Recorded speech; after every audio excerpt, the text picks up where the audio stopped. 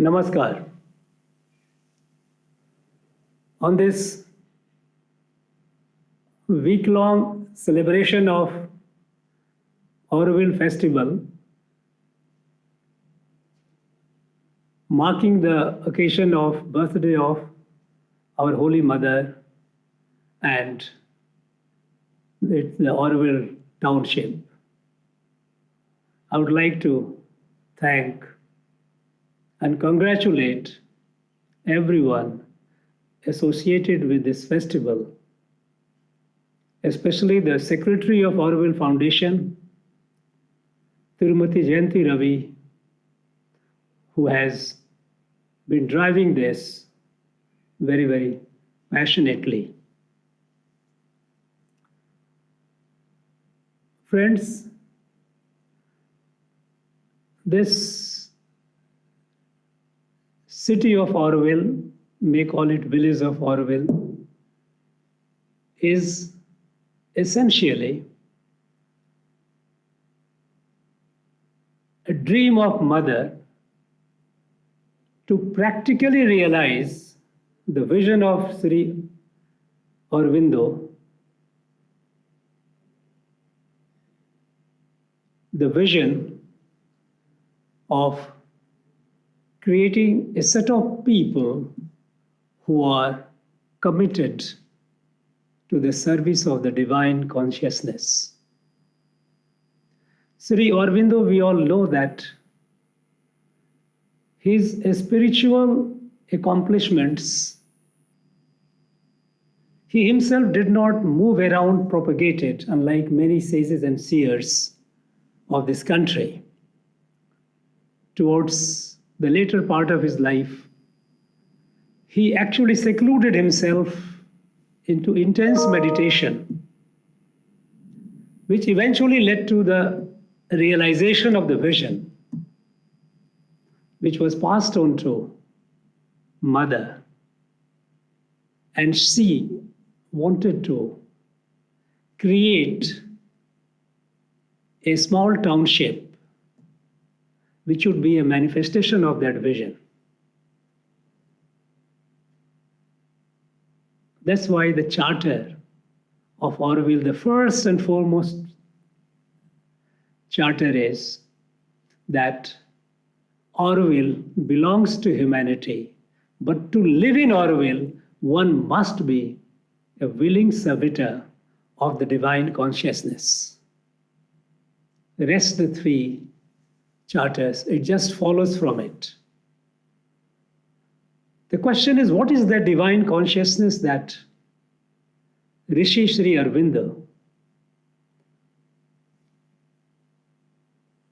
had realized and Mother talked about? Even Rishi Aurobindo talked about it in his seminal works. Is the divine consciousness going to temples, mosques, church, synagogues, and going through the rituals of religion? No. This is a spiritual exercise. And on this, there has been, at least I have seen, and I have realized that there is a considerable degree of confusion in understanding that divine consciousness. Many people say that Sri Aurobindo's divine consciousness, the concept of divine consciousness, the vision of divine consciousness in the realm of spirituality is as complex as the Einstein's theory of relativity in the domain of physical science, talking about the curvature of time and space. Nevertheless, what Sri Aurobindo said when he talked about his vision is actually what our rishis and seers of Bharat had realized and articulated at the time of Rig Veda. Its time is different people, different estimations. Some people would say it was about 18,000 years ago, but Well, there is a general consensus that this was 6,500 years before the Common Era. The rishis of Bharat had realized three fundamental truths. One, there is a creator. There is one creator who has created this entire creation. Second is the organic unity of the creation, the oneness of creation. Beneath the apparent mind-numbing diversity, no two entities, no two persons, no two things are exactly alike. Look at the human beings, 7 billion and odd, no two are alike. And similarly in the animal kingdom, plant kingdom,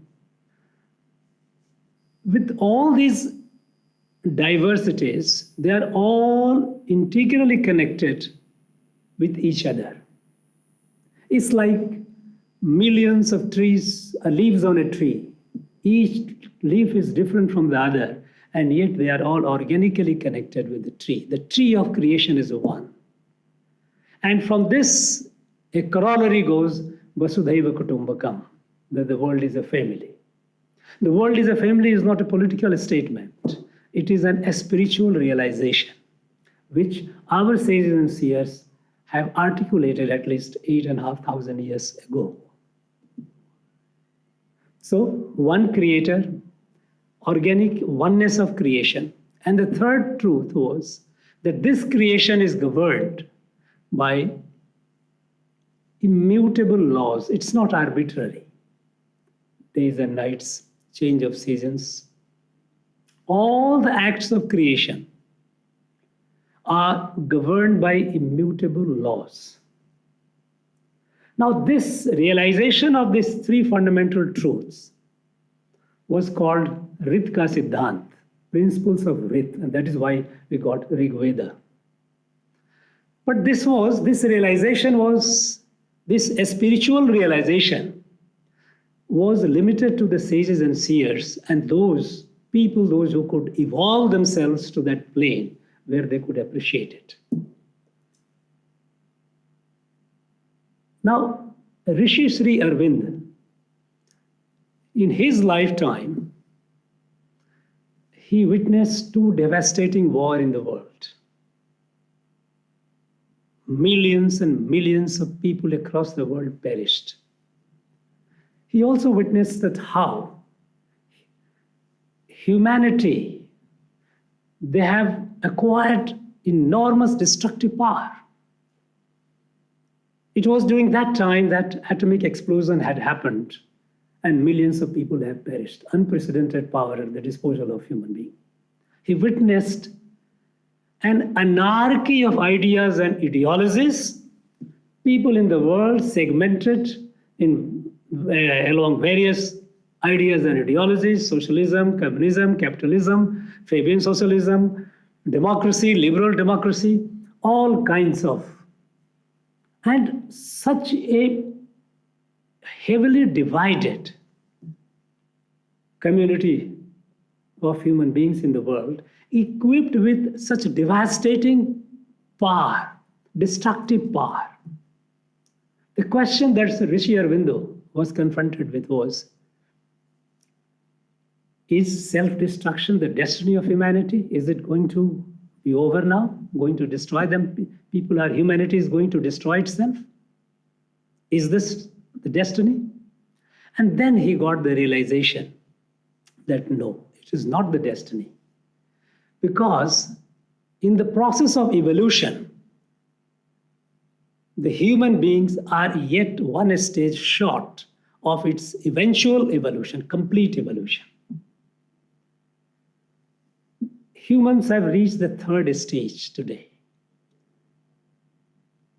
A stage when the matter, which is called Jad, when Chetan, the consciousness, creeps into some matter, the Jiv emerges, life emerges. Jad, Jiv. And when the consciousness, the reasoning, the manas, it gets infused into that Jiv, that became humans. a thinking element, a thinking creature, creature with mind, with intellect. And this intellect, which is essentially what is called Adi Bhautik Buddhi, this intellect which is rooted in the understanding around the Panchabhuta, the five great elements, it is essentially limited. It is not complete. Any knowledge, any understanding reached out of only this Panchabhuta, the Adi Bhautik Buddhi, is not a complete knowledge, is complete Gyan. The step above, what is Sambuddhi, is a spiritual experience, Adhyatmik Anubhav. Sahaj Gyan, what is called in our text, it is Sahaj Gyan. It is not based on calculation of mind. And this Sahaj Gyan was revealed to our rishis about 8,500 years ago, which was articulated in Rig Veda. But it was limited to a select few who could reach that level of evolution. It was not the mass that could reach up to that level of evolution. And Rishi Arvind, he thought that the next destiny is of human being is to reach that level of super consciousness. Jad, matter, infused with consciousness is Jeev, life. Consciousness with intellect is humans, manas. When manas evolves to next level, what is called ati manas, when it fuses with a spirituality, then mano becomes mahamano. Now in the Vedic period, mahamanos were those rishis, those sages, those who reached that stage. Because when you reach that stage, you see the unity of the entire creation. Then to say that Vasudhaiva Kutumbakam, the people around the world, all are a part of a family, is not just an intellectual or a political statement. It is a very, very simple, it is Sahaj Gyan. You are able to relate yourself with others. And then the differences, the anarchy of ideas and ideologies dissolve. It's like a light falling on darkness. Darkness disappears the moment light falls. Sri Aurobindo was of the view that this vision, if it can be realized by a set of people, because he thought that this level, according to him, this next level, which is the ultimate level of evolution, is not going to be automatic. It has to be engineered. This transformation, this final leap of Mano becoming Mahamano is to be engineered. And for that, a set of people with a similar orientation, a spiritual orientation, they come together and they practice, they work towards creating a community of Mahamanos. This was Mother's dream behind creating Auroville. That Auroville will be a place where people who are of a similar disposition, a spiritual disposition, would come together. That is why the first condition in the Auroville Charter is one must be a willing servitor of divine consciousness. This consciousness which sees divinity in all. And so one relates with other irrespective of race, caste, creed, geography, religion, everything. This is Bharatiya Sanatan Dharma, Sanatan Darshan.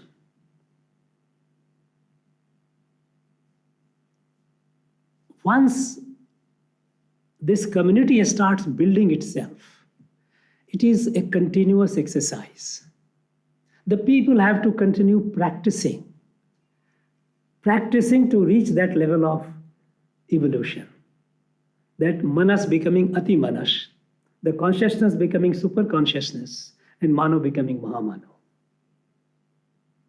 And that way, the super conscious Mahamano is also part, this Jad, Chetan, and Manas are within that. As for example, we are human beings, thinking equipped with intellect, but we are also matter. We also have Chetana, but we also have intellect. The next level that comes will also have all the three elements, but that level of super consciousness will be so transformative that this world will become, creation will become a paradise. And that is the ultimate destiny of humanity. That is why he said that it has to be a continuous exercise. The life itself is a yoga. Yoga is essentially what is called actually Sanslishta yoga. You know, there are two ways of looking at things. The Western, epistemology believes in analysis, Vishleshan, where you break everything into parts and then you analyze it, try to understand. Bharatiya way of looking at things have been what is called Sansleshon, synthesis. You look into the totality. When you look into totality, we all know that whole is more than sum of parts. So this yoga is essentially to look at the things in totality, the comprehensive view of creation. And for that comprehensive view, evolution of intellect to the level of super consciousness, that is spiritual realization, is a must. Now, what is the role of Government of India in this? When this township was created, it was thought that the people coming to it would be able to create it themselves. There is no need for any external intervention. It should be. But somehow, we all being human beings, we are trapped in our own desires, our own egos, our own, you may call it weakness or human frailties. That anarchy which Sri Aurobindo had seen outside the world, it has started manifesting in that small community of people here as well. And so there was intervention. Emergency ordinance came, regulations came. Finally, Auroville Foundation Act came. Ideally, it should have been by the people, by the Aurovillian themselves. And it has to be by the Aurovillian themselves, there's no doubt about it. What is the role of the government? Government of India. The Government of India is only acting as a catalyst because it's half a century down the line that we have yet to see that vision. That community of people, a small number of people, willing servitor of the divine consciousness, seeing oneness in all, proving themselves as an example to the rest of the world that look, here on earth there is a small patch and a set of people who see each other as one. That would be a message to the whole world. That would spread the sense of that is Mahamano to the rest of the humanity. And that would be the ultimate destiny, and that would save the world. But it didn't happen. Unfortunately, we have seen a large number of groups, factions. Now, these are all at a very subordinate level. It is not the level which Sri Aurobindo had imagined or visioned. We are still trapped at a very, very subordinate level. It has to evolve. But this evolution cannot be done by the government. What Government of India can do? Government of India has to do and will do the physical aspect of it. Because Mother had given a design what the township should be like. That design, to see that design, what we call town planning, is to manifest, is to be created. That is a physical infrastructure of that township where the potential Mahamanos would be sitting, dwelling on that issue of going up to the higher level of consciousness and setting an example for the rest of the world. While realizing the vision of Sri Aurobindo and Mother, also give an example to the rest of the world. So the government of India is only doing that part. It cannot do the spiritual part of it. It is beyond government, beyond any agency. But at the same time, it has to ensure that the physical infrastructure which the mother had envisioned according to her design, it has to come up. And I'm glad process has begun. I am very hopeful that soon we will see the township manifesting in its physical domain. And the rest is a continuous process. It's a process that will continue until the people living there, they reach that stage. And having reached that stage, they start spreading their radiance across the world. I wish all of you all the best. Thank you very much. Namaskar. Dear friends, excellencies and colleagues, Namaste. The world stands at an inflection point. In this context, the realization of Auroville, the model town envisioned by Maharishi Sri Aurobindo and his spiritual partner Mira Alpassa from France, known as the Mother, becomes even more relevant for humanity. Auroville has been aimed to fulfill human unity through an integral change of consciousness. This was possible due to an immense yoga, the Supramental Yoga, which Sri Aurobindo carried out for humanity. I'm concerned with the earth, he would say. It is a terrestrial realization that I seek, not a flight to distant summits. All other yogs regard this life as an illusion or a passing phase. The supramental yoga alone regards it as a thing created by the divine for a progressive manifestation and takes the fulfillment of life and body as its object.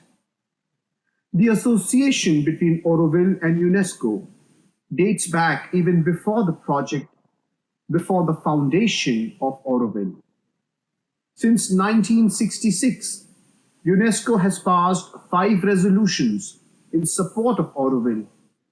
In 1968, the mother, founder of Auroville, appointed Mrs. Kailash Javeri to be the secretary in charge, UNESCO section. And since then, collaboration has continued for over 50 years.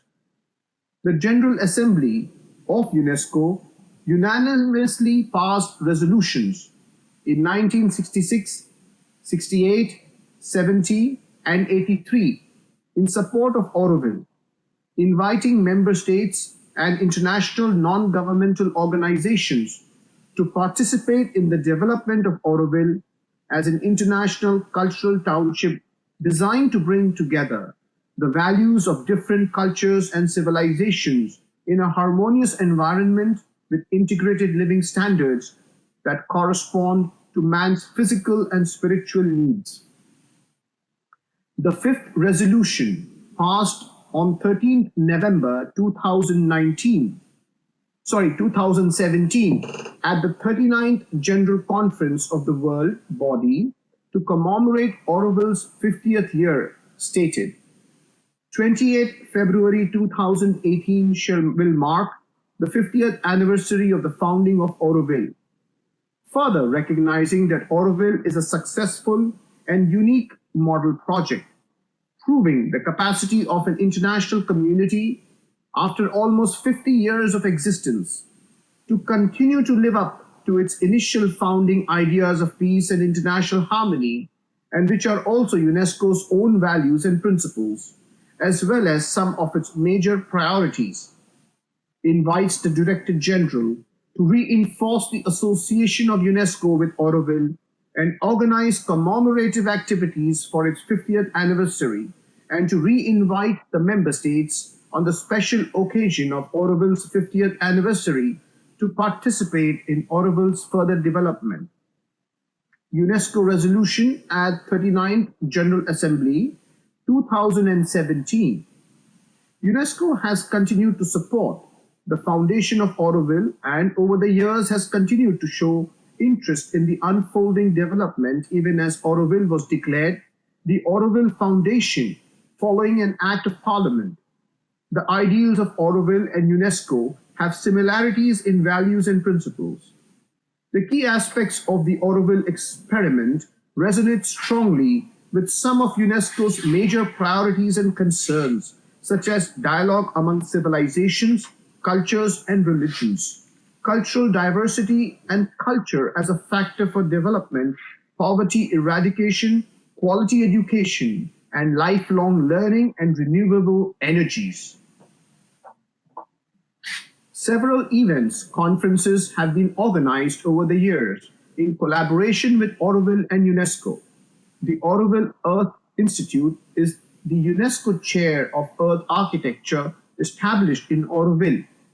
Unlike many ashrams and communities around the world, Auroville carries a unique legacy for the future as full-fledged city designed to herald the changes the Earth and humanity need consciously and at multiple levels, from education to ecology, from a new urbanism to a shared economy, from a spiritual culture of synthesis to a universal education to ecology, from a new urbanism to a shared economy, from a spiritual culture to a universal senses that embraces the world. Such an experiment has never been tried before, and perhaps now it becomes even more important and necessary to see it realized in its full potential to become a model at the service of humanity and its destiny. The learning of Auroville's 5 decades-long journey of experiments for integral and unending education complements the larger goals of UNESCO and its critical goal exemplified by the UN 2030 Agenda for Sustainable Development and ensure inclusive and quality education for all and promote lifelong learning. During a visit to Auroville, Mr. A.M. Bao from Senegal, then Director General of UNESCO in 1986 said, "You have been able to transcend what yesterday may have been barriers that separated you.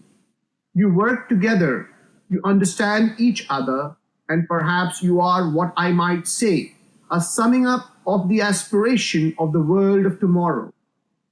In 1998, Federico Mayer, Director General of UNESCO, said, "The Auroville project situated in Tamil Nadu, South India, which has been supported by the General Conference of UNESCO in 1966, 68, 1970, and 1983, is actively developing according to the basic principles of international understanding and human unity." And in 2008, Mr. Koichiro Matsuura, Director General of UNESCO, spoke at the 40th anniversary in Paris. Auroville's ability to survive and evolve over 4 decades bears witness to the strength of the founding principles and the resolve and perseverance of its citizens. In today's globalized world fraught with regional conflicts and economic instability, it is especially reassuring to witness such enduring models of solidarity and humanism. Further, in the words of Mrs. Irina Bukova, Director General of UNESCO in 2014, Sri Aurobindo will also forever be associated with the founding of Auroville, a unique international township founded in 1968 as a place where people from different cultural, educational, and political backgrounds can work together towards the common goal of unity through diversity. I have indeed visited this magical place.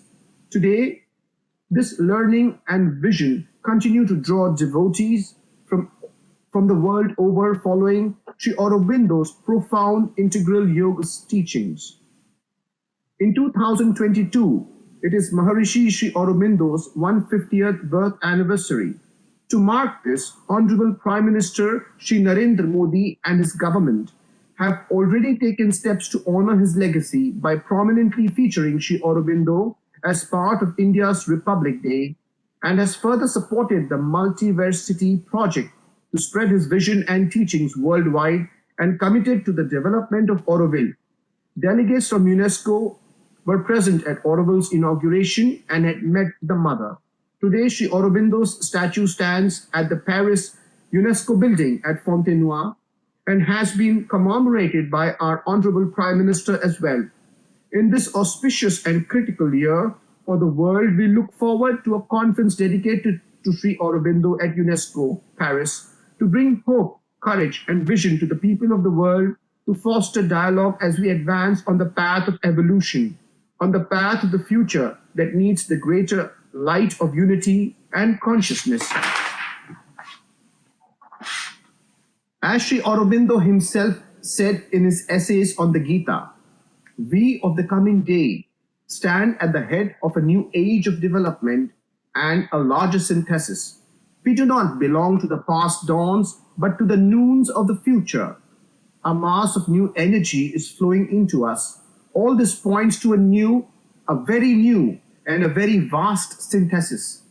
The changes needed require a practical and conscious engagement with the future by initiating new models for society, for education, economy, governance, urban planning, and most importantly, human relationships beyond all divisions. In other words, cities and urban settlements that will not perpetuate the problems of today, but initiate conscious and mindful patterns of harmony and human unity for the future. May Auroville become such a place of light and synthesis and a beacon for the next evolutionary step of the world. Greetings to all from UNESCO, Paris. Jai Hind.